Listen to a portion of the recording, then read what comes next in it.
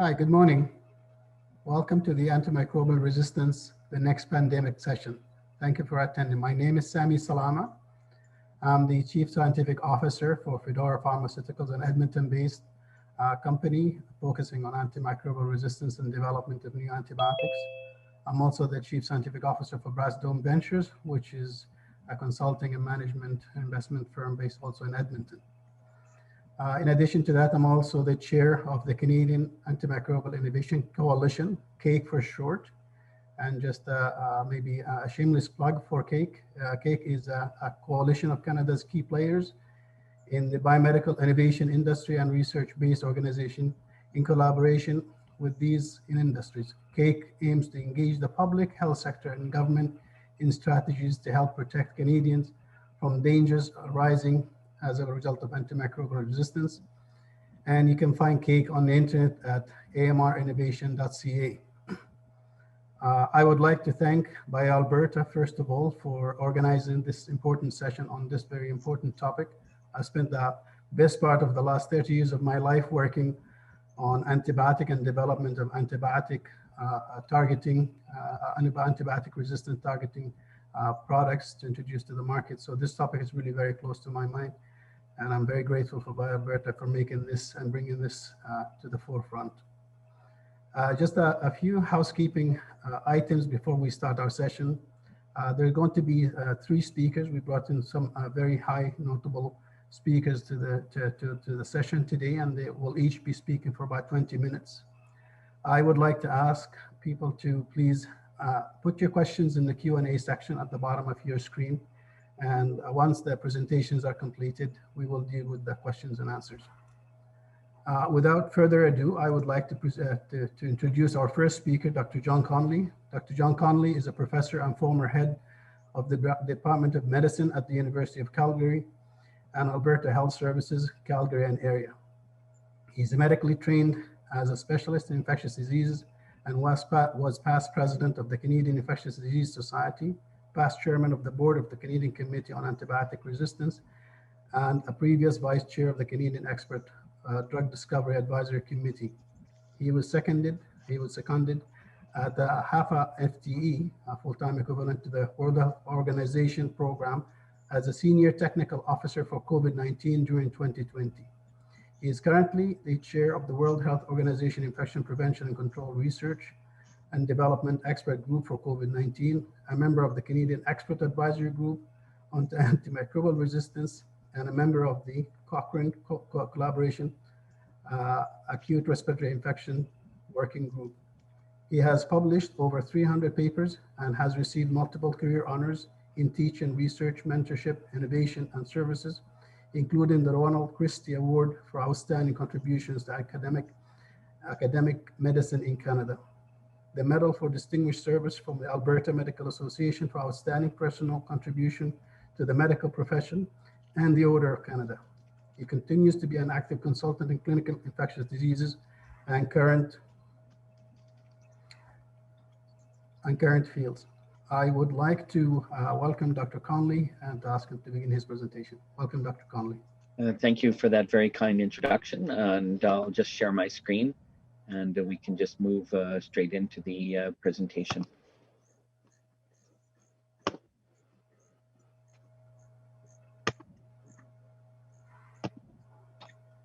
Okay, I think that's showing up there. I'm going to speak to you for the next 20 minutes or so on a national integrated action plan for One Health.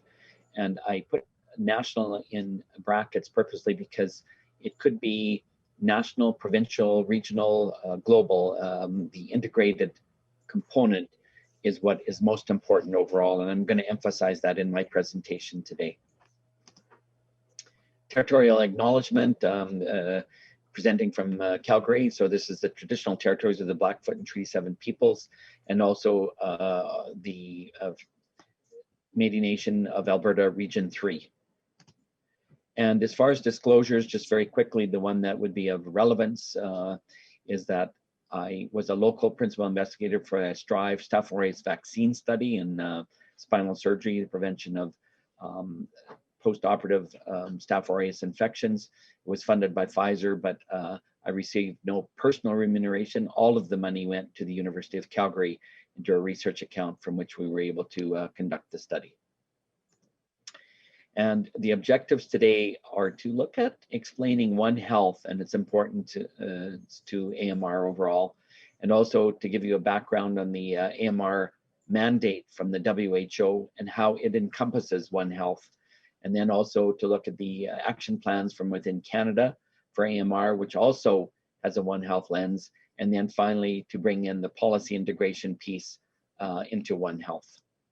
So just to show you overall, if you look at this diagram, you can see that there's an interconnectedness between human health, animal health, and the environment. And that's an important concept to be able to look at in this pictogram, to be able to show how we're all interconnected into this one health scenario. And you can see here with this slide with high intensity farming, be it beef cattle, be it with hogs, chickens, you know, I have 50, 100,000, and you've got the aquaculture where you've got these large pens, and you can see with antimicrobial usage in many different settings, and particularly if you look at it leaching into the ground, if antibiotics are being used, the residues are present or filtering into our oceans or our waterways, and these antibiotic resistance genes become very important. They can then be picked up again in the food cycle and also in both the animal and the human settings, and hence this pool of antibiotic resistance genes becomes very important. And you can see again how in a One Health environment, it is all interconnected. And so to define One Health, one of the things that you can do is to be able to look at some of the parameters here in One Health. You've got the health of humans and animals and the ecosystem in which they are placed are all interconnected. And we also have, in this context, a broader encompassing of economic and social dynamics that impact in that interconnectedness between the human, animal, and environmental health spaces. And there are many global problems that require this One Health approach. Think of emerging infectious diseases, the current COVID-19 pandemic. It began in the horseshoe bat in China, the Chinese horseshoe bat, and then it's jumped into the humans. Think of MERS-CoV. It started in bats, Egyptian bats, and then moved into camels as an intermediary, and then into humans. So, and there are many such examples. AMR is a big issue that traverses the One Health. The role of the microbiome in chronic disease, land and water use, indigenous health, wastewater safety, food security. These are all issues that have to be looked at, not in a silo as if you're a human or you're an animal health person or environment, but unified. So it's very important to be able to look at that. And with respect to One Health, it goes around and around and around. And this is again, photo to be able to show you how the interconnectedness occurs in this setting. And so I wanted to just place emphasis on that. And again, you can see the One Health paradigm with animal, human, and environmental health, all encompassed within one single ecosystem. And that's a good framework from which to be able to look at this. And an important report that came recently was with the Canadian Academies of Health Sciences, where they were looking at issues pertaining to the impact of antimicrobial resistance. We have approximately 26% resistance to our first-line agents, and you can see the impact here. This was a report, landmark seminal report in the fall of 2019 that was released, and they looked at issues on attributable deaths and length of stay, and then lost employment years. And you can see on this diagram that there's been a tremendous loss in this regard across Canada. So important to be able to keep that in mind in the status quo and what's going to happen within rising rates of resistance. And we've chosen 40% as something that we are concerned about. Some of you will be familiar with the O'Neill report from the UK that was commissioned by the then Prime Minister Tony Blair. They were speculating at 100% what would happen, but this is still a sizable loss in the Canadian economy. And then also it affects Canada's gross domestic product. This is also, you can see the URL at the bottom. This is available in the public domain, and there was an estimate that Canada's GDP has been affected by about $2 billion in 2018, and that as we project forward, if resistance moves up to 40% to commonly used agents, and this is both in the human and animal sectors, we're going to lose 268 to 386 billion in GDP by 2050 if resistance rates either remain constant or continue to increase. And you can see the modeling that was done by the group of economists within this Council of Canadian Academies report, which is really a very well done report. And then similar to the impact on the animal farming industry, although this group did not specifically look at the animal sector, there were some extrapolations that were made looking at a decline in animal productivity, decline with 40% resistance, and then also with an export decline as well. And we know that the agri-food sector is a major driver of the Canadian economy. And so it was speculated that we would lose 37 billion by 2050 due to reduction in labor force, and that also with animal productivity and exports, that's another 190 billion. Add that on to the human loss sector, and we're upwards into the range of $400 to $500 billion by 2050. So this is something that could be avoided. And this report actually does some of the modeling and the forecasting, looking at hard Canadian data, which is very valuable, as opposed to the O'Neill report, which was looking at it from a global perspective, where we're into the range of a $1 trillion hit to the global economy, but that's with resistance rising up to a level of up to 100%. Now, just to turn our attention to the global AMR response from the WHO, the WHO, it's to coordinate the global response with the key partners. And their global action plan was adopted by the World Health Assembly in May 2015. They defined antimicrobial resistance as a microbe's resistance to an antimicrobial that was once able to treat an infection with that organism. And their goal was to ensure continuity of successful treatment of infectious diseases with effective and safe antimicrobial agents. And they've taken a very deliberate One Health approach. And in fact, the FAO, OIE, and WHO came together. That's the Food and Agriculture Organization of the United Nations and the World Organization for Human Health. So their global action plan encompasses One Health. And it focuses on a number of issues in AMR and also in the food security blanket, looking at the Codex Alimentarius, which is very important in terms of code of practice, looking at an antimicrobial resistance risk analysis, because it encompasses issues surrounding food security. And there are a number of groups that have looked at this, including the WHO Advisory Group on Integrated Surveillance of AMR. It's being reformulated into a tripartite group. I was a member of that group for many years, and it supported the WHO and worked closely with the veterinary community to be able to look at restricting the antibiotics that are used in human medicine or in animal medicine that might impart resistance to human medicine. So that's a very important integration piece, and I'll touch on that a little later. The strategic objectives in this group with the Global Action Plan were to be able to look at understanding AMR through education, training, surveillance, research, hygiene and infection prevention and control practices, optimizing the use of antimicrobial medicines, and then ensuring sustainable investment through research and development. And here are some of the products that have come out, and you'll see here how they've encompassed this. And so this is a joint FAO-WHO expert meeting, and it was done in collaboration with OIE.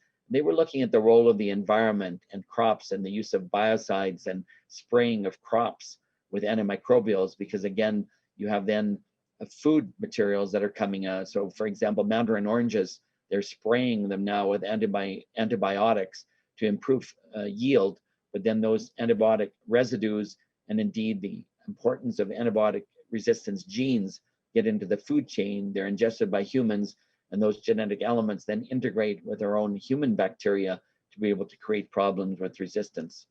And there are a series of reports and publications.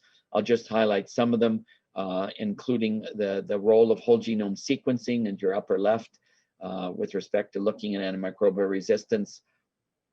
And then also technical brief you see on the bottom on water, sanitation, and wastewater to to prevent infections, and the wastewater monitoring is now becoming an important element in looking at antibiotic resistance genes. And indeed, in One Health, there are groups now that are looking at the use of surveillance and wastewater for predictive ability with respect to COVID-19 and how that's correlating. There's a group in Calgary that's working on that and just submitted a major paper to be able to show hospital outbreaks are associated with wastewater monitoring. So very important item. And then there's some other reports about global surveillance. And I'll just point out here a couple of items. One is the critically important antimicrobials for human medicine, and it now in its 6th revision had a good Canadian content in looking at how to choose and do risk framing with respect to antibiotics used in veterinary settings that you would want to avoid because they're very heavily used in the human medicine side. And so there's a lot of integration going on in the background in that regard. So the work of WHO is to be able to support countries with their national action plan implementations, raising awareness and education, optimizing the use of antimicrobial medicines, monitoring progress on AMR, focusing international cooperation, coordinating R&D, and then building capacity for infection prevention and control. And just to touch on the details, I mentioned this in a previous slide, series of meetings with the WHO, FAO, and OIE, this critically important antimicrobials in human medicine. And we have the 6th revision that came out in 2019. It has a 2018 date, but what it does is it looks at important antimicrobials, and you can see in this Venn diagram, 3rd generation cephalosporins, 4th generation cephalosporins, quinolones, carbapenems in the middle of this, and you can see in the Venn diagram above where it intersects, there are certain drugs that we want to avoid using heavily in the animal sector because it could breed resistance and promote antibiotic resistance in that setting, which then can traverse into the human setting and create problems. So again, this espouses the One Health approach. And then there are other antimicrobials that are less frequently used that could be safely used in the veterinary circles. And similarly in the environment with this new movement towards spraying of crops to be able to prevent certain microbial diseases, this then gets into the food chain and creates problems, and why we need to look at this in this global encompassing area. And it's important for policymakers, particularly with this critically antibiotic use guideline, because I take you down to the bottom of the slide, for example, Tyson Industries and McDonald's now, and you see the advertisements about A&W, we only use antibiotic and steroid-free meat to make our burgers with. This is being picked up, and currently we see in many middle to high income nations, the population is demanding that there are antibiotic-free meats and food products that are being made available. So it has a very important component in the policy and regulatory system, because if you're an outlier country, you may not be able to export your product as readily. And now in the last few minutes, I'll turn to the Pan-Canadian Framework for Action in 2017. Just to back up, this is a framework for action. We need to see the actual action plan per se, but they have got the recognition of One Health as a very important underlying concept. And in the principles that they were looking at, you can see it's very important. And just before I go to that, this is from Rebecca Irwin and work that was done from a Canadian perspective, showing the very tight integration between food animals, human animals, imports, exports, aquaculture, our drinking water, and sanitation. I call it the spaghetti diagram of spaghetti diagrams, but you can just see the intricate interconnections that occur. And this is from a pure Canadian perspective, because this was developed within Canada and then reformulated again by Rebecca Irwin some years ago to show the very tight integration within the Canadian ecosystem. And the underlying principles of the Canadian framework are collaboration, an integrated approach. I emphasize that up front. The sustainability, the sharing of information across sectors. So we need very tight federal, provincial, territorial integration, interprovincial integration, And then flipping that up to the global setting, we need a pan-North American, almost like the free trade agreement with the new NAFTA. We need to see this type of sharing across sectors. And similarly, flexibility, global cooperation, and measuring success. And in the surveillance activities for action, we need to, in the Canadian framework, engage the stakeholders again across all levels. So that's provincially and territorially. We need established coordinated platforms and mechanisms to link antibiotic use with antibiotic use data. Now, you might argue operationally health delivery occurs at the provincial, territorial level, and that's absolutely true, something that we need to recognize, but then it needs to be rolled up to be shared so that we can get a good, true Canadian picture. We need to encourage all levels of government and stakeholders to take action with respect to evidence-based infection prevention and control practices. And this is not just important in the current COVID-19 pandemic in hospital, but in the animal sector.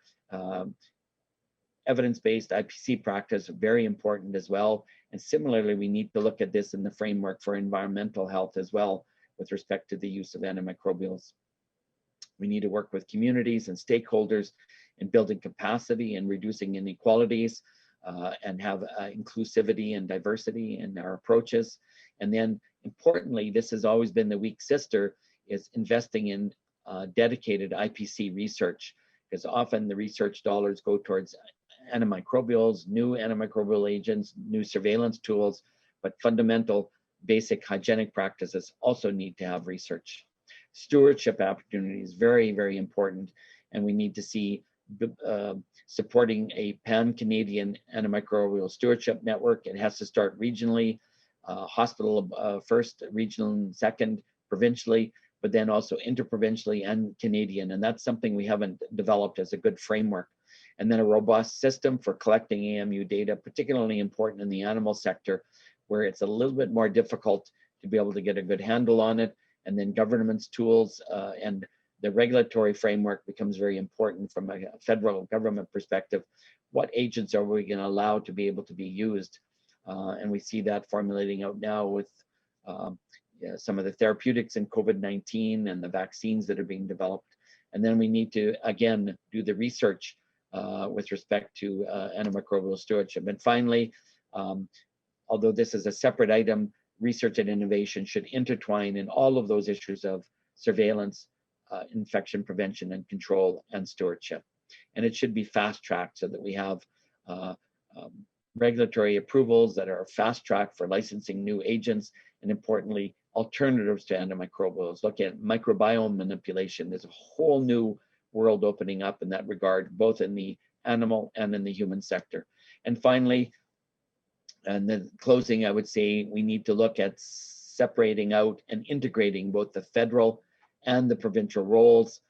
This is a busy slide, but encompassing some of the things I've said.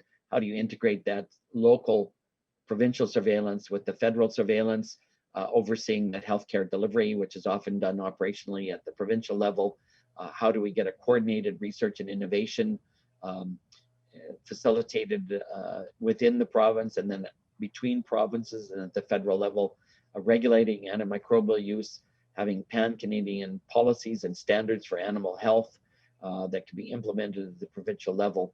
And then also looking at this awareness, new immunization programs, both for human and animal health, to be able to help to avoid some of the AMR issues, and investing in both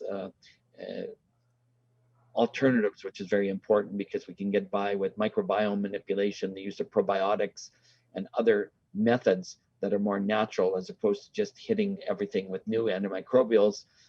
We have to use them selectively, but at the same time, study those alternatives. And with that, I'll close. Thank you very much for your attention.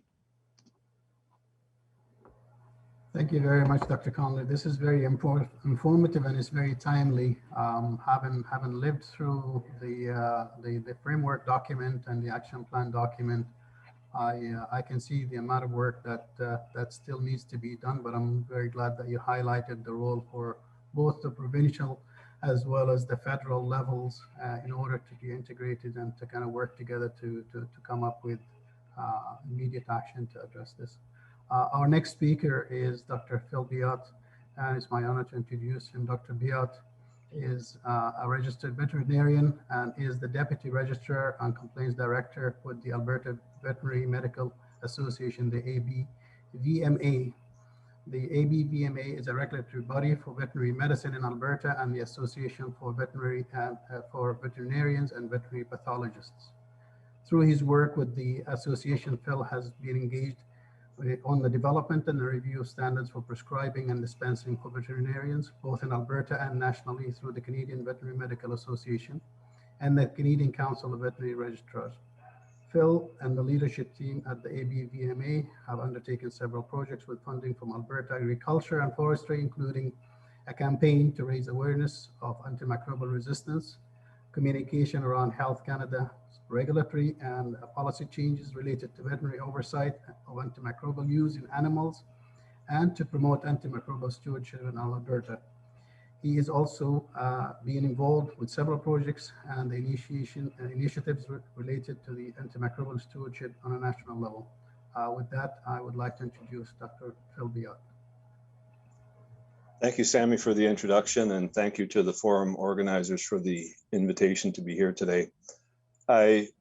In preparing for this presentation and reviewing the work that we had done on this framework, this Pan-Canadian framework, it really struck how this is an excellent example of what Dr. Conley was speaking about, an integrated approach, doing work with a national organization, the CVMA, in response to federal regulation and policy changes to develop standards that would be used in each of the provinces to be delivered by the provincial veterinary regulatory bodies that ultimately would impact veterinarians, animal owners, and producers across the country. So I think it's a great example of an integrated approach to address AMR, and I'm happy to be here today and share that with you. And so this is the framework we're talking about. It's the Pan-Canadian framework, veterinary oversight of antimicrobial use, a Pan-Canadian framework for professional standards for veterinarians. So the backstory is that in 2014, Health Canada and the Canadian Animal Health Institute had announced and committed to strengthening the veterinary oversight of antimicrobial use in animals, as well as a commitment that they would remove the growth promotion claims on all medically important antimicrobials. In and around this time, there had been talk about a similar approach to oversight of antimicrobial use in animals in the US. Through 2015, the US had implemented what they call the veterinary feed directive, which was similar to a prescription, but they had covered off oversight of use of antimicrobials in animals through feed. In Canada, the CVMA had knowing that increased veterinary oversight was coming, had established a pharmaceutical advisory stewardship advisory group. We started our work on this framework in mid-2015. At the time, we expected there was going to be the Health Canada regulations that might come into force by the end of 2016. However, those were delayed significantly and didn't ultimately come in force until late 2018. With this talk about the requirement for veterinary oversight, the veterinary profession, recognized that it was going to be up to the profession to step up and define what that was going to look like, lest government or some other entity would tell veterinarians how they would be interacting with their clients and doing their work.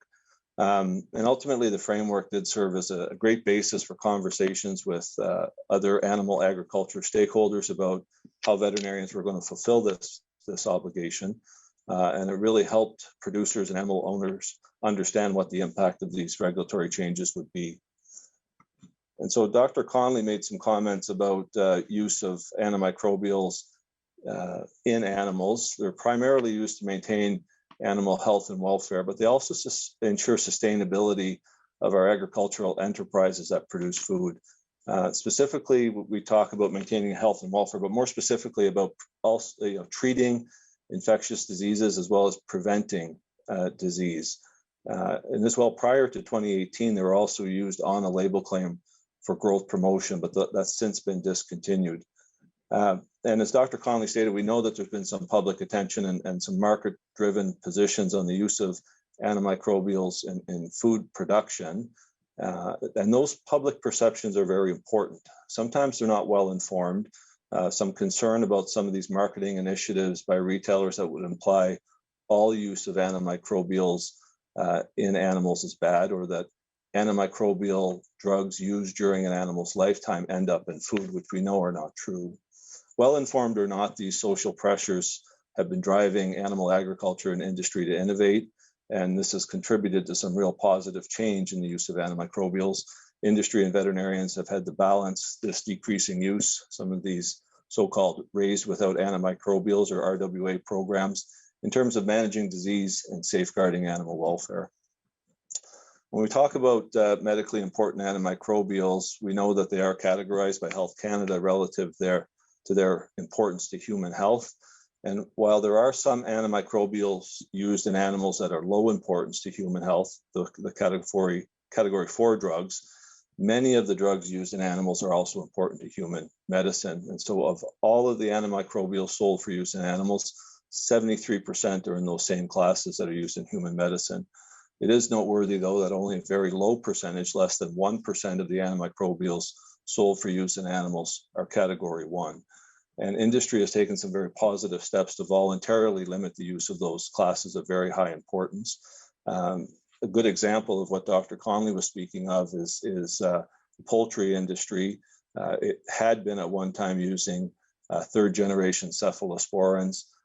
One of our surveillance programs in Canada, an integrated program for surveillance, noticed that there was evolving some emergence of resistance in retail chicken. The industry voluntarily put a restriction on the use of those third-generation cephalosporins, and there was an ensuing decrease in resistant levels detected. And so industry has been responsive. This is, I'll just go through the slide quickly. This is very new data that was released just last week by CPARS, a Canadian integrated program for antimicrobial resistance surveillance. This is their 2019 integrated findings. When we talk about use of antimicrobials in animals relative to human health, it's important to note that we've got a much larger biomass of animals, but even when corrected for biomass, we still see that there's 1.4 times the amount of antimicrobials used in animals than in humans. The good news is this number is down from the 1.7 reported in 2014. We can also see a breakdown in the upper right of the antimicrobials sold in 2019, that there was 78% sold for animals. This number is down from 82% in 2014, and overall a 12% decrease in antimicrobials sold. Just another graphical representation of the total quantities of antimicrobials sold in 2019. You can see a general downward trend on both data sets on the graph from 2015. The reason there's two data sets here is that in 2018, as a result of one of the Health Canada regulatory changes, there was new requirements for reporting. And so the data set on the right represents actual reporting by manufacturers and importers, whereas the data set on the left of the graph was voluntarily reported by the Canadian Animal Health Institute. The good news is there continues to be decreases in the overall amounts of antimicrobials sold for use in production animals. Back to the framework and recognizing the importance of these antimicrobials in animal agriculture, this framework was a key step to support that common understanding of how veterinarians are going to provide this oversight. Buy-in from the stakeholders, including commodity groups, feed mills, producer organizations, was seen as an important step for all of animal agriculture to take a position, demonstrate that it was on board with efforts to mitigate the impact of AMR. And at this time, a big part of the conversation was about preserving access to antimicrobials. And while we talk about mitigating development of AMR is important for a One Health approach that all of society has continued access, with animal agriculture, we had the recognition that if push really came to shove, public health and human health would trump animal agriculture, and that there could be further restrictions on access to important antimicrobials through regulation if animal agriculture didn't step up. And so this was the objective of the framework. We're talking about professional standards. The CVMA and the CCVR, this framework, the standards in of themselves do not have any regulatory authority.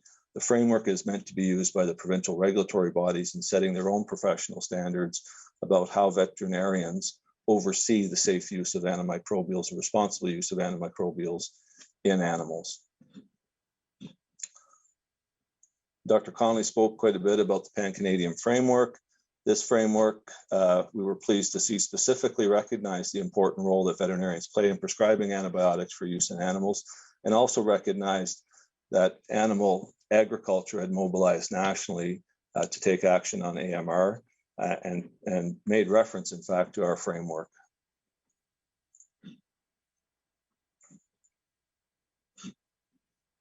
So Health Canada and the Canadian Animal Health Coalition, again, had made the announcement in 2014 about increasing veterinary oversight. During this time that it was being developed, there was continued conversations with Health Canada's commitment, as well as Health Canada, and I'll give them credit where credit is due. They were very responsive during that time between 2016, when our framework came out, and 2018, when the regulation and policy package was ultimately presented. And I really give them credit during that time with regards to the level of engagement. This is a slide, it's a snapshot of the package of the regulation and policy changes that really needed to come together as a package in order to be effective. On this list, if you go to the very bottom, the policy change that would move all antimicrobials from over-the-counter status to prescription-only status was probably the one that had the biggest impact across the country in terms of how producers interact with their veterinarians and use drugs. Now, to be fair, most modern agriculture enterprises have a very good working relationship with veterinarians, but even in those cases, these regulation and policy changes required a lot more effort on the part of veterinarians in terms of issuing prescriptions for the use of these drugs. You'll note that some of the other regulatory changes were needed to complement that. Notably, the first regulatory change that you see in terms of closing the own use loophole, had that not been closed, while simultaneously requiring veterinary oversight, still would have provided an opportunity for use of antimicrobials without any professional oversight. So when we talk about veterinary oversight, what is it? Essentially means prescription only, but when you dig into it, it's much more than that. During some of the early discussions, there was talk about, well, we'll have veterinary oversight, we'll hire a veterinarian and sit them in a feed mill, and the veterinarian there can write prescriptions. That's not the intent. The intent is that the veterinary professional is engaged through what we call the veterinary client-patient relationship, intimately engaged with the producer to understand their production activities, take certain steps to actually determine the medical need for a drug before issuing the prescription. And this was one of the goals of the framework, was to make sure that we had uniformity across the country, to recognize that veterinary medicine is regulated provincially, but have substantially different standards for how veterinarians engage with producers in the different jurisdictions could potentially lead to conflict and confusion, especially recognizing modern agriculture doesn't really stay within our provincial boundaries. When we talk about stewardship, veterinarians are very well positioned to play a big role in all four of the components of the Pan-Canadian Action Plan, but they're exquisitely positioned to demonstrate stewardship through their education, experience, accountability. They provide guidance and direction for the appropriate use and distribution of antimicrobials. They are engaged with their clients to make those decisions. There's a lot that goes into making those decisions about animal health and when a treatment might be necessary. But once that medical need is determined, then it's up to the veterinarian to determine that it is the right drug, it's the right dose for the right reason, administered by the right route of administration, and for the right duration of treatment. Early on in the discussion of this framework, we also had to address the issue of distribution. There were many who felt that once the prescription was issued, the matter or the means by which that drug would be delivered to the end user was inconsequential. And those discussions were eventually resolved, an agreement that distribution needed to be regulated, needed to be under professional oversight. And in fact, the standards for dispensing of drugs are very, very similar, taken from the professional standards that regulate how pharmacists dispense drugs. So this is a listing of the standards that we had in the framework regarding the requirements for prescribing, dispensing, labeling, very importantly, medical record keeping so that there can be an auditable trail of any of the prescribing dispensing activities, as well as some standards around extra label drug use, the use of active pharmaceutical ingredients, and participation by veterinarians in programs of surveillance. The veterinarian's role in stewardship, though, is not related solely to the veterinary oversight piece. It's not just limited to those decisions around using drugs. Veterinarians play a much more important role. They talk about and are intimately engaged in such major decisions in animal agriculture, such as designing housing, ventilation, handling systems, animal health protocols, biosecurity, and vaccination programs. And these are all important interventions intended to maintain health and welfare and avoid the use of antimicrobials where possible. Sorry, I got ahead of myself there. So when we get to some of the lessons that we learned, number one, collaboration is imperative. It's interesting to see that this was one of the underpinnings of the Pan-Canadian framework. Throughout the development of our framework, there was consultation and collaboration with many of the national and provincial level organizations that would be impacted by these regulatory changes. We took advantage of our personal relationships as well as established networks with other organizations. And there was extensive distribution of the early drafts to many of the listed organizations on the slide. We had monthly calls with Health Canada, the provinces, and the veterinary regulatory bodies, and prepared all the stakeholders for a smooth implementation, and dealt with any of the issues that were not resolved by the time the rollout happened at the end of 2018. And as I said, collaboration is one of the principles that underpins the Pan-Canadian framework. Second learning is that the veterinary profession stepped up and demonstrated leadership. The veterinary profession in Canada is very small, but it's engaged with key individuals in leadership positions. And the success of the framework was in large part due to having those individuals plugged in at the right time. We have an effective national organization, the CVMA, that brings together all of the provincial associations, the species specialist groups, as well as the veterinary regulatory bodies to collaborate on projects such as this. One of the other lessons learned is that patchwork actions are required. Many initiatives are not going to be at the national level, but this is, as I said earlier, is a great example of an initiative that was developed nationally in response to the federal regulation, implemented provincially, and is going to impact across all aspects of animal agriculture. And we collaborated quite extensively with Health Canada, PHAC, the National Farm Animal Health and Welfare Council, CFIA, feed mills, and the framework was supported by the regulatory bodies to have what I think is a very significant impact in terms of antimicrobial stewardship. I think there was an element of being in the right place at the right time. Some will say that Canada was really late to implement veterinary oversight of antimicrobial use, that antimicrobials could be purchased over the counter and in feed with no prescription, no professional oversight until 2018 is kind of sad. Nonetheless, when Health Canada indicated they would move on these regulations, and we had animal agriculture that had created the environment where they were going to be receptive to those changes, the veterinary profession stepped up and served as a very important link to implement those regulatory changes. The question mark here, though, on the slide is it did put quite an additional demand on a veterinary workforce that's already quite taxed. And we are actually in a bit of a crisis level situation with regards to veterinary professionals across the country, but so far so good, we're holding in there. One of the other lessons was that we needed to be responsive to social pressures. I made the comment already that animal agriculture was responsive to those market forces, and we have an opportunity now where society is in the midst of a public health threat, COVID-19 pandemic, and I've wondered about the opportunity. Is the time right to continue to push the AMR agenda? Is society ready for these new initiatives? There's a risk of working in silos, not only about working within your own organization, but trying to slot activities too much into the individual components. Through our work, we saw that some of our stewardship activities really flowed over more into the infection prevention and control.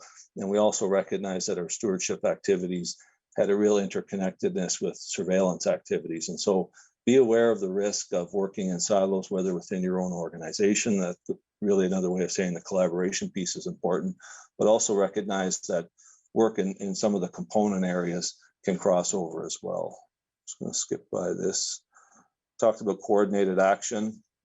There's some question about the Pan-Canadian Action Plan. Certainly, we share some of the concerns about where is it and what is it going to be able to accomplish in terms of implementing what's in the Pan-Canadian framework. Already, we're quite delayed, understandably, I think, through COVID. For those of you who would like an update on the Pan-Canadian Action Plan, I'd like to point out and take this opportunity to put a plug in for the ABVMA's One Health Antimicrobial Stewardship Conference, going to bring together experts and practitioners in the animal-human environment, promote a One Health approach to antimicrobial stewardship. And this is going to include an update on the Pan-Canadian Action Plan from Dr. Howard New. The conference runs from March 10th to 13th next week, and the registration is open until this Friday on March the 5th. I'd like to thank you again for your attention, and I look forward to your questions during the question and answer period.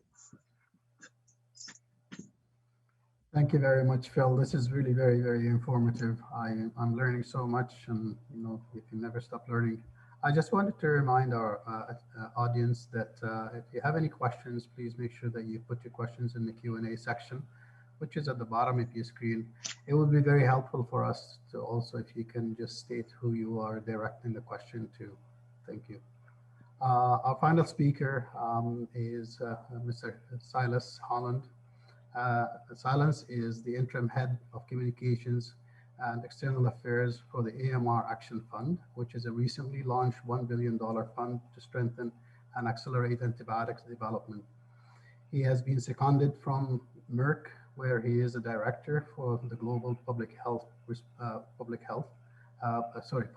policy, responsible for global health policy issues related to infectious diseases. Over the past 15 years, he has worked on programs at both the community and global level to expand access to medicines.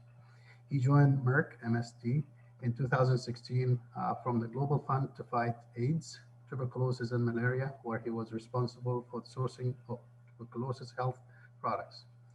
He has also worked for the World Health Organization and Stop TB Partnership in Geneva. He earned his Bachelor of Arts in Biology from Duke University and has postgraduate degrees in education from Loyola University and Public Health in the University of Pretoria.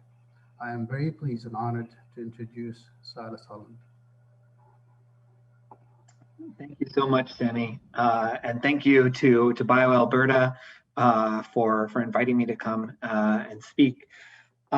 So it's been a really fascinating set of presentations so far, looking at the global level and the global policy framework, and also the One Health perspective.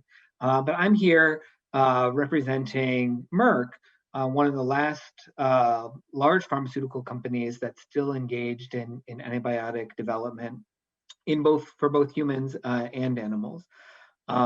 So just, to set the stage in general about the threat of resistance, this is something that has been that we've known about since the beginning of the antibiotic era. And this is a statement back from 1945 by Sir Alexander Fleming, who invented or discovered the first antibiotics.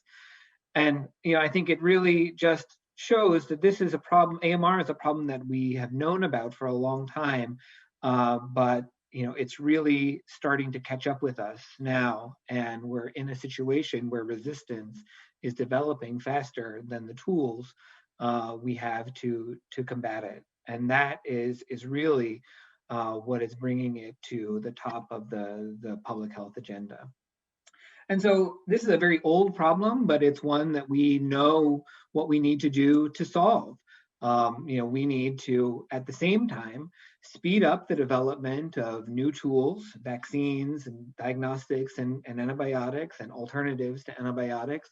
We need to speed up that development so we can stay ahead of the resistance, and then at the same time, slow down as well as we can the emergence of resistance, which is very challenging given that this is a natural evolutionary process. But we can do this through increasing vaccination, better diagnosis and treatment, surveillance, access, manufacturing, looking at the issues with the environment and in animals.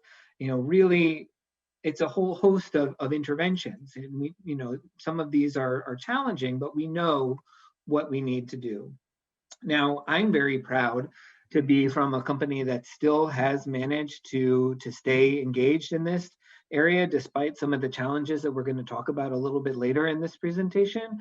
But as a company, Merck has a long history and legacy in infectious diseases, in antibiotics, and continues to bring new antibiotics to market and to meet the needs of patients. So, we heard from John that this is really a huge priority on the global stage, and this slide just really reinforces that you see at the G20, the G7, the Davos, WHO, the United Nations, have really flagged this as a huge issue, and it's been prioritized, in almost every way that a public health issue can be prioritized. And yet, despite all of this attention, there hasn't always been as much progress on both of those issues, both of those tasks that we have to speed up development and slow down resistance. And this just shows that this is an issue that resurfaces every few years, as people sort of realize, the threat. And I think with COVID-19, this is an area where, again, we're realizing how vulnerable we are to infectious diseases still, and the huge public health and economic costs when we don't have the drugs or the vaccines or the diagnostics that we need when we need them. And so a lot of large pharmaceutical companies have exited this space and are no longer active in antibiotic development. And then a lot of the biotechs who are really doing much of the really innovative discovery work in this space have gone out of business. And it's because they're not able to make, it's not sustainable to develop and commercialize antibiotics in our current policy context. And so, what we see here is, because of these challenges, you see a real decline in the level of investment and the number of companies that are engaged in this space, where it has peaked, back in the late 80s and has been going down ever since. And so, why is this, and what can we do to address it? So it's not one thing, unfortunately. It's a whole host of challenges that occur across the whole end-to-end product life cycle. There are really a lot of scientific challenges in developing new antibiotics. You've got the issue of resistance that's always developing, no matter how judiciously these products are used. There's a really narrow therapeutic window in the development of these drugs, where you want to kill the bacteria without harming the host, or ideally the microbiome. There's a pretty complex regulatory pathway for antibiotics that make it challenging to develop, and then also the kinds of approvals that they're getting are not always demonstrating the value that these antibiotics bring to society, by the way that they're studied in terms of non-inferiority trials. And then finally, there are huge economic challenges. And this is probably the major one, that relative to other therapeutic areas, antibiotics do not provide a sustainable return. And so companies, when faced with the opportunity of investing in an oncology drug or a new antibiotic, both will have the same rates of failure, the same, by and large, the same cost, but antibiotics cannot compete with the potential return on investment. And so, this chart really shows the typical economics of this development, where you invest a lot of money into preclinical research and clinical research, but then the on-patent sales of antibiotics are very, very slow. There's a lot of reasons for this, related to stewardship and the need to use these products judiciously as a last resort. There are also a lot of reimbursement barriers. You have a situation that really comes together where you have very low volumes of antibiotics and also low prices. And so as a result, if you're lucky, perhaps just before the patent break ends, you will break even. And so there's been a lot of work to try to fill in this hole and to cut the costs of development and make it cheaper and faster to develop antibiotics. But what we really need is what we call pull incentives, which are, address this issue of limited return on investment. And so as an industry, we're looking at a whole host of solutions to address all of these different challenges across the life cycle. And so it will take both those push incentives that make development easier, but then also pull incentives and reimbursement reform that bring forward some of the return and some of the value that these novel antibiotics bring to society. And, there's no one size fits all. There's no one solution that will fix this. And there's really no one size fits all in terms of, what different countries will do. Each country is very different in terms of how it finances health, how it delivers health. And so as a result, a lot of the solutions are going to look different. What works in the UK or in Germany or in the US, may or may not be appropriate for Canada. And so this is one of the complexities and the idiosyncrasies, I think, that has really challenged governments when they're thinking about how to address this. So from an industry perspective, there's a lot that individual companies are doing. But then last year, over 20 pharma companies, including some that had exited antibiotic development already, came together to form the AMR Action Fund. And so this is, as Sammy mentioned, $1 billion fund that will support antibiotic development and sustain the pipeline of these biotechs while governments are figuring out how to fix this economic problem. And so this was an idea that really, a couple of years ago, the CEOs of the major pharmaceutical companies had gotten together and they recognized that this was a huge public health challenge. And it was one where, there was a perception that large pharma was really not fulfilling its social contract for antibiotics. And so, they came together and looked for ways where large pharma companies could intervene and bring their talent and expertise and apply it to this challenge. And so when they looked at the situation, there was a sense that the early stage pipeline for novel antibiotics was in pretty good shape. There have been a lot of new initiatives, funded by governments to support early stage development, very high risk, very low levels of investment, but to really take some innovative ideas, from theory and get them, really up to early clinical, where they're ready to be tested in humans. But the challenge is that there are very few partners, either large pharmaceutical companies or investors, that are willing to take on these biotechs. And because of the economic challenges, there's a sense that there will be no return, even if you take the risk and make this investment.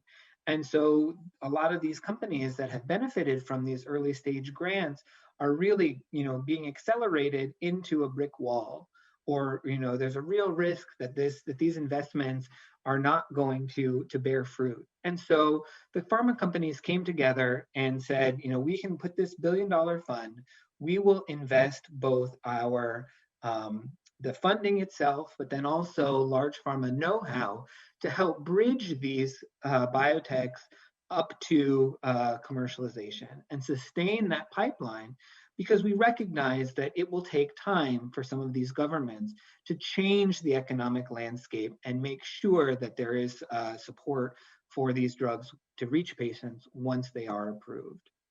And so this was launched back in July of 2020, and it has this goal to make these investments of funding and expertise to hopefully, bring 2 to 4 new antibiotics up through commercialization by the end of the decade.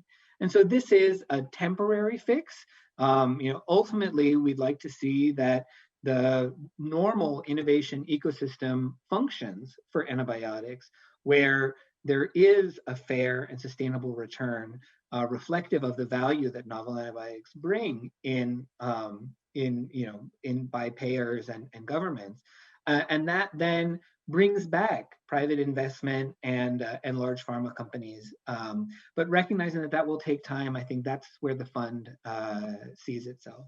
And so here's a list of the investors in the fund, which really you can see represent a broad set of pharma companies, including those that are involved in antibiotics, those that are no longer involved in antibiotics, a good distribution across the globe and of different sizes.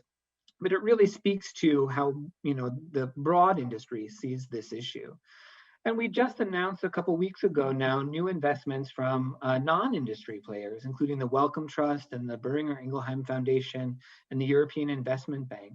And so this really shows that this is not just an industry priority, but also a broad set of non-governmental stakeholders stepping in and sustaining the pipeline, but really hoping to see greater action from governments. And so that's happening at the global level, but within Canada, Sammy mentioned CAKE. And so this is a new coalition that was launched last year around World Antibiotic Awareness Week that has made commitments to work with the government and its partners to achieve the goals of the Pan-Canadian framework that we've seen there, looking at new innovative models, looking at laboratory capacity, and really, encourage and strengthen Canada's end-to-end research capacity. I think this group of industry players, including biotechs and large pharma, is committed to deliver sustainable solutions to meet this challenge, working to reduce the development of antibiotic resistance, so supporting education of professionals, encouraging infection prevention and vaccination. And there's, a commitment also to invest in new R&D and improve access to these novel antibiotics. And so that's going to take a flexibility and an openness from both industry and from government to figure out what are the ways that we can get these drugs to patients once they are approved. And then finally, contributing to a holistic and One Health approach to tackling AMR. That came through very strongly in all of the previous presentations. And so CAKE is this new industry body that's really seeking, in consultations with members and broader groups of experts within and outside Canada, to come forward with recommendations and policy solutions in terms of market access and the incentives, regulatory reform, and research and development. So this is a really great development, and I think it provides a great platform for the government to continue working with industry on these solutions for AMR. And so finally, just looking at the situation here in Canada, my previous speakers have highlighted this Canada Academy's report that shows that resistance is a problem today in Canada, with 26% of infections that are not responding to the typical treatments, and then it is a growing problem, and 40% will in Canada by 2050 of these infections will not respond. And so all of that really, if you sort of think about what are the implications of that, you start to realize how antibiotics underpin all of modern medicine, And so many of the advances that we've achieved in modern medicine are dependent on that. And you have a question of whether someone would be willing to undergo chemotherapy or treatment with some of the new immuno-oncology drugs, which may successfully cure cancer, but only to have them contract an untreatable infection. Or if you had to make the decision, do I suffer through this, my bum hip for a few more years, or do I, have a surgery that puts me at 40% risk of contracting an infection for which there's no treatment? And so it really changes the whole landscape of modern medicine. The second issue to really highlight is how many of the novel antibiotics that are available already in the United States and in Europe are just not available in Canada. And that's because the environment and the access environment in Canada is so poor, because the HTA processes don't recognize the value of novel antibiotics, because there are these reimbursement barriers. Many companies are simply not bringing them to Canada. And that means that Canadian patients do not have the drugs that they need. And that is a problem today, not a problem for tomorrow, a problem today.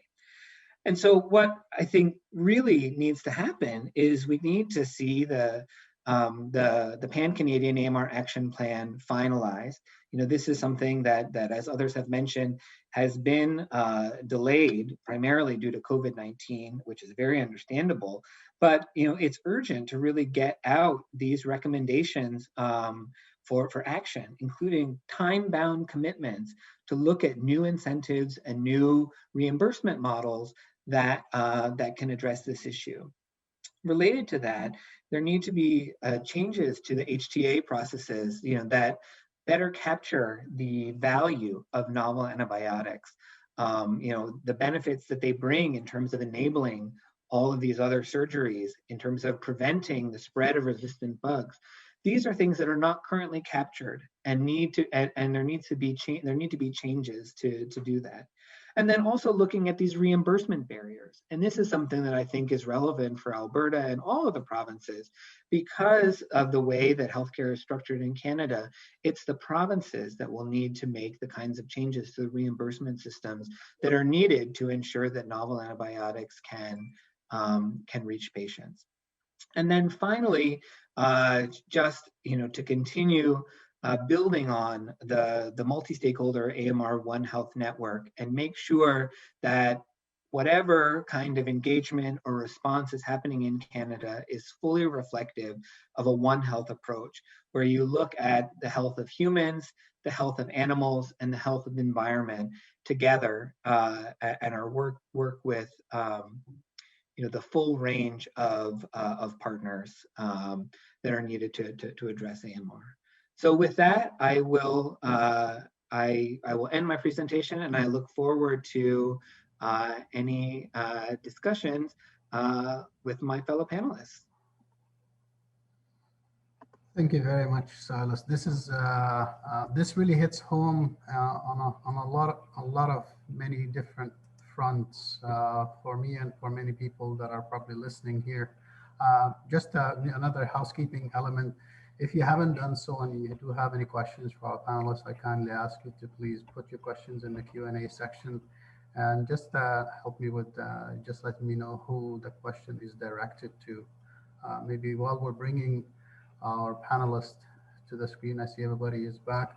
I want to ask Dr. Conley, and this is really a question that's also shared by Karen Muller, and I don't really mind getting a plug for her company, Sterile Care. She's working on non-antibiotic antimicrobials, and it addresses hospital-acquired infections. And she's been trying to develop her products, but unfortunately, she's not really getting the Canadian ear. And the same thing that we have had with Fedora, with getting the Canadian ear, we have to go outside of Canada in order to get any attention. I listened very carefully to Silas's presentation about the AMR fund. I will reach out to you, Silas, after this. But I keep an eye on other programs that are out there. But I want to ask Dr. Conley, do you think us Canadians, are we taking this matter seriously? Do we have it? do we have it as a priority? We see COVID that came out of nowhere, and suddenly it's a household name. Everybody in my household, my kids know about phase 1 and phase 3. They've never really heard of this before. But do you think that us Canadians are taking this subject seriously? You know, it's a great question, Sammy. And also to the direct question, there is a vexing problem in Canada that is procurement, and it is Canadian wide. It seems if you have a made in Canada product, you can't seem to get it invested within Canada or used in the Canadian marketplace. I think of our healthcare system. We should be doubling up on our efforts to be able to focus on procuring and testing in a sandbox environment. Alberta is leading the pack in some respects, but I know there's been work going on in other provinces, but we're too slow to establish procurement of made in Canada solutions, or even to be able to test them in the field. And that's been a long-standing problem. I don't know if it's the Canadian inferiority complex or just problems with risk-averse healthcare organizations, and they just are too afraid to be able to invest. But we've seen examples in many other countries. Often talk about Nokia, and when they had a new cell phone product, they went straight to their hospitals and they enveloped this and tested it out. You know, it'd take years to be able to break through in the Canadian healthcare system. And that has been an ongoing problem. And similarly, I do agree with your comment about, you know, taking AMR seriously. People say, well, that's something in the United States, that's in Central America, South America, or countries where they don't have good regulatory processes. Yes, it is an issue in Canada, and we do need to elevate this up to a higher level. And it's unfortunate that it often takes and plays second fiddle to some of the other pressing issues of the day, and often gets moved to the sidelines for whatever reason. And it's time that we just take it to the forefront and say this is a very major priority. And part of the problem is that as soon as there's a new influenza outbreak, a new influenza strain, COVID you mentioned, it rises up to the surface and AMR gets pushed to the side. And we've said for many years, it's a slow moving tsunami. It's out at sea and it's going to hit us at some point. But because it doesn't have that acuteness, that acuity that we see with an acute respiratory viral infection, for example, or a foodborne illness like listeria that hits us, it just suddenly falls into the background. And that's something that we need to really focus our governments on, that we need to keep it at the top of the agenda. And that's a difficult thing to be able to do when they're bombarded with many other things coming at them in the course of a day. So, but to come back to the first point, we do have a problem with procuring made in Canada solutions, and even testing them within our clinical and or farming environments for reasons that I've never understood. The Conference Board of Canada said that as well. And we need to think about a whole new paradigm to start acting on it, and not sitting in the doldrums and forcing good Canadian companies to have to go abroad. And I could cite many examples, but I'll keep you here for an hour. Over. I'm looking at the time. We have a little over a minute, but I want to maybe go to Phil, because I was listening very carefully to your discussion around the framework, and I'm wondering what would be the implications of that framework, the AMR oversight. Yeah, so I didn't specifically pull out the implications. I know the title of the presentation talked about policy implications, and I think that the biggest one is that it really filtered right down to the producer level, the individual animal owner level, the farm level, to facilitate the implementation of Health Canada's policy and regulatory changes. And so that was the biggest benefit of the framework. I think the other implication is that it can really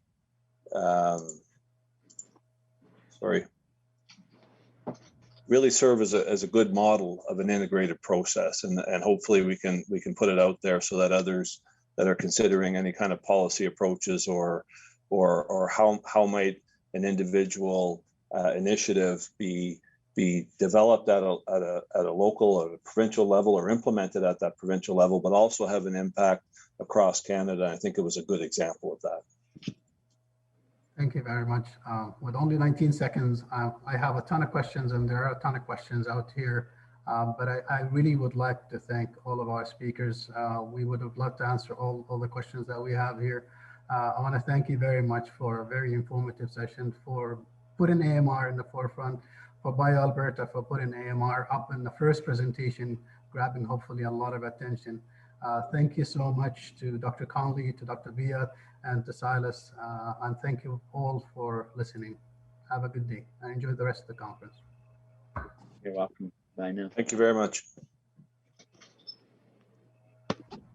All right, thank you very much, Sammy. I just want to say thank you to Silas for coming on from Merck. Silas is from Duke University.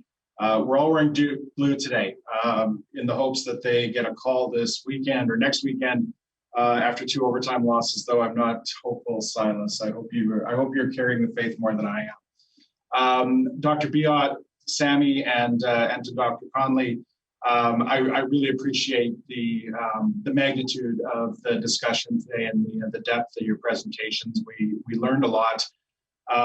We could do this session all day, I think, and I would really encourage people who want to learn more about this issue and about One Health to take a look at the